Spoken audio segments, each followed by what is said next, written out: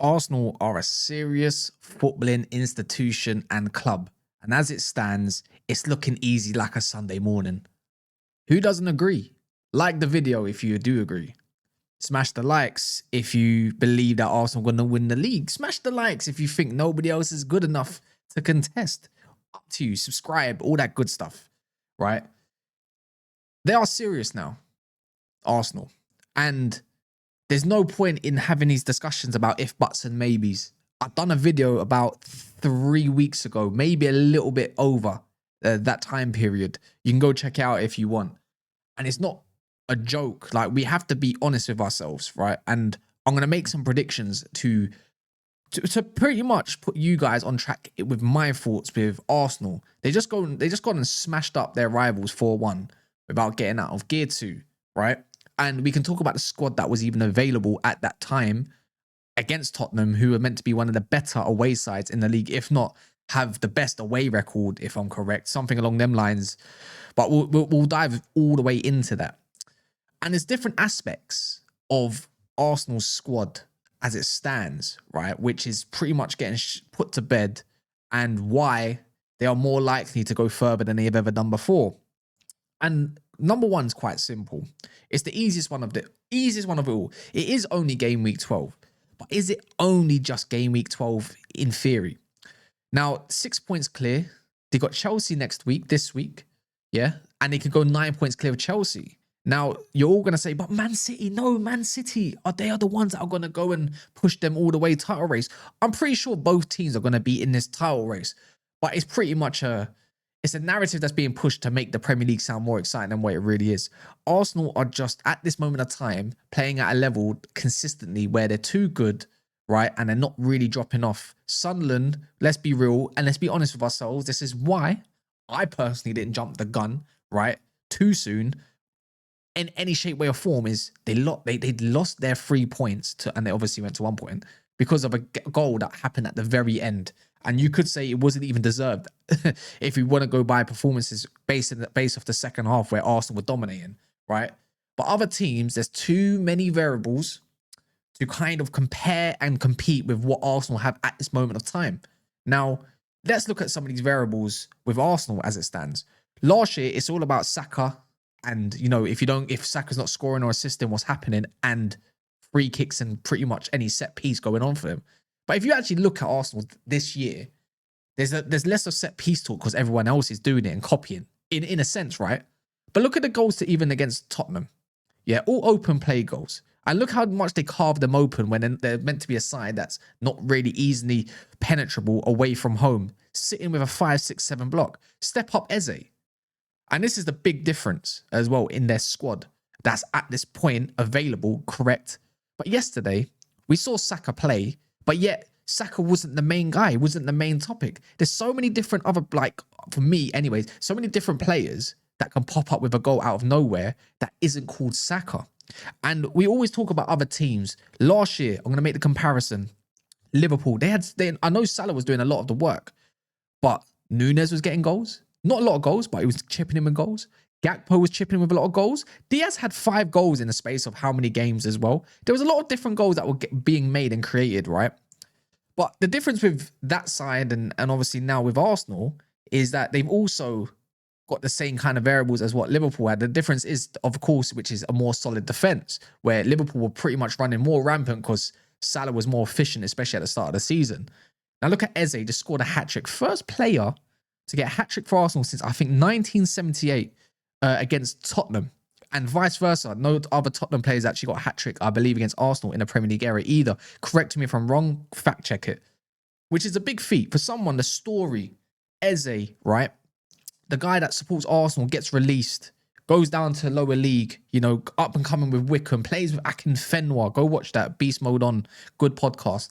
Climbs up through the ranks, gets to a prime age, gets his move to Arsenal. And in that year, he's going to be one of the main differences to why, in my opinion, once again, why they're going to go and secure a title, and why by this time in December, I think come New Year's, the point gap's going to be at such a stretch where it's going to get dumb and people are still going to force conversations where it really shouldn't be much of a conversation.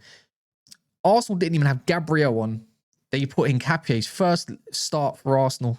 Yeah, not much football in the legs, but he still showed that he is a good footballer and he can slot in and still be efficient the way Arteta wants him to be. Calafiori as well. The options at their disposal. I don't know how many times I need to make a video where rivals who will comment on this in the morning, of course, as it's posted, are going to say, you're doing too much. You're doing too much, Glazer. Mate, you can have all the hopes and dreams that you want for your club. And look, Chelsea fans, you're in this. It's next week, this week.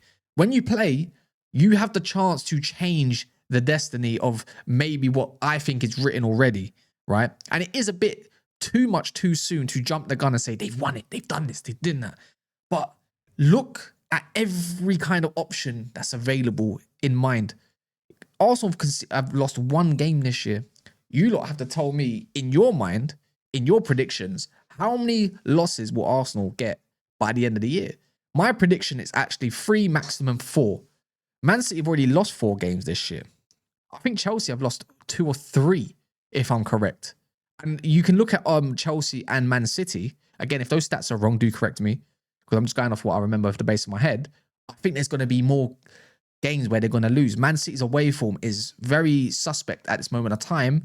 And Chelsea, whilst they're keeping clean sheets, you know, as much as I like what they're doing without with their injuries, which is fair enough, they got quite a few. I think there's the quality, the gap between them and Arsenal might be a little bit too much of a stretch to go for a full season.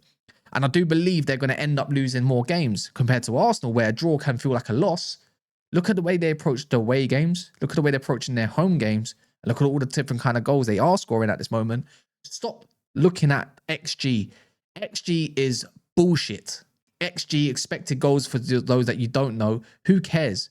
They're winning games very comfortably in certain aspects, especially at home, which is the main base. And they're pretty much dealing with all these top 6 sides with efficiency, gone to all these hard grounds. These are all variables, in my opinion, to why I think they're going to go and go the mile and go and win this thing. Now, the other cups, I don't know. And respectfully, I don't really care if they're going to do it in the Carabao Cup, FA Cup, or Champions League, which they got Bayern, of course, on Wednesday. But when I'm looking at this squad as it's assembled, the main man that they've always looking at, the star boy, blah, blah, blah, they're not really needing to rely on him to get that winning goal. They're not really needing to rely on him to just get goals in general, let alone assists. Eze could have walked away yesterday with 4 goals and an assist if Declan Rice decided to, you know, to pretty much get that shot more in the corner, let alone, obviously, Eze, straight after he scored a 3rd, could have got a 4th. Mental, isn't it? That would have been record-breaking. But it's not all just about Eze. It's even about their midfield. It's about even when Gyökeres and Havertz ain't available, they've got a guy called Mourinho up top being efficient. Trossard is having a mental season, and now he's pipped Ryan Giggs being the guy who scored more goals against the top 6 than any other player. Again, correct me if I'm wrong. He's having a season of his life where he was thrown into such doubt. Now he's showing up. We're always talking about, oh, Arsenal need a left winger. I think they're all right. He's hitting form that I did not expect. He looked more like a better player as a super sub. So it's going to be interesting to see how this Arteta side forms when everyone is available, which is close. Ødegaard, captain. Gyökeres, main number 9. Havertz. You know, you could say a rotational piece that's efficient in different kind of positions and whatnot, but different option, you know. Gabriel when he's back fit, which is in a few weeks. It's going to be testing times. They do have Aston Villa coming up. They do have Chelsea. They do have Bayern. But after they get past all of this, of course, you've got to go do the merry-go-round again. You don't see or don't feel when Arsenal do go away to these lower sides in the table that they're going to drop points as they've done in recent history.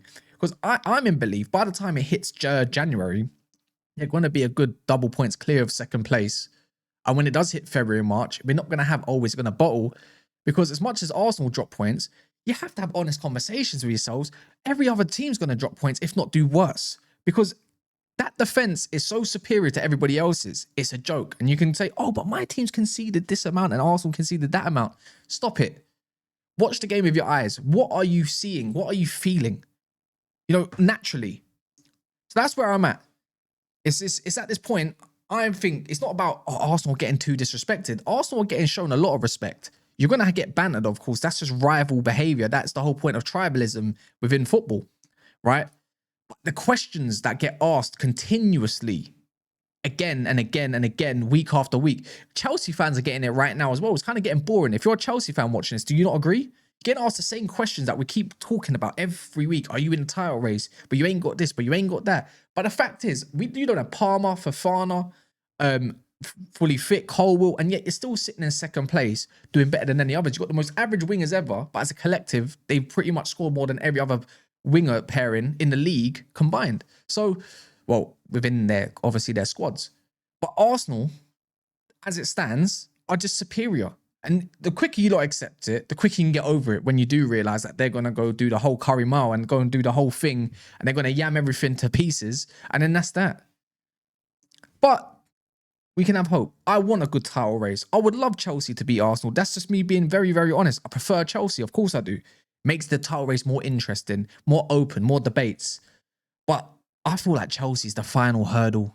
This is the final piece of the puzzle where I look, oh, this is where they can really say, we're much better than everybody in the league, and you lot can't tell me nothing. You can't even provide me a debate that these other teams are anything up to scratch. You know, yes, they got to go to the Etihad, and yes, if City are within a few points, but and all these others are making quite good statements when it comes to their club. When it isn't Haaland scoring, who's really stepping up to the mark to get them over the line? Too many variables if you take out one of their centre backs. You know, Donnarumma is their missing piece, but the squad as a total, when it does get to these hefty games in January, February, now even, it's going to get put to the limits. Haaland can't play every game. Going to find more ways to score, and I'm sure they will. They got the best manager in the world to do so. But again, Arteta has got this squad in sync. Yeah, they're very much measured.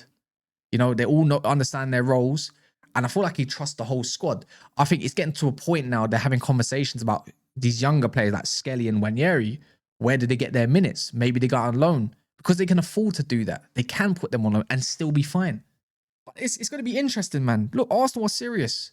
And when it comes to these other competitions, which we're going to have that conversation once again, at some point, we'll see how far they go. We'll see if they can do it. You know, it is a knockout type of competition. I don't want them to go far, but here we are. And this is why we're sitting having this video itself, and why we're going to have some debates in the comments and going back and forth, maybe with a few rivals. But Arsenal doing well. Sometimes it's just okay to give them their flowers that they deserve. Simple. Smash the likes. Subscribe if you're brand new. Arsenal sits 6 points clear if I'm correct. Got some games coming up. Love.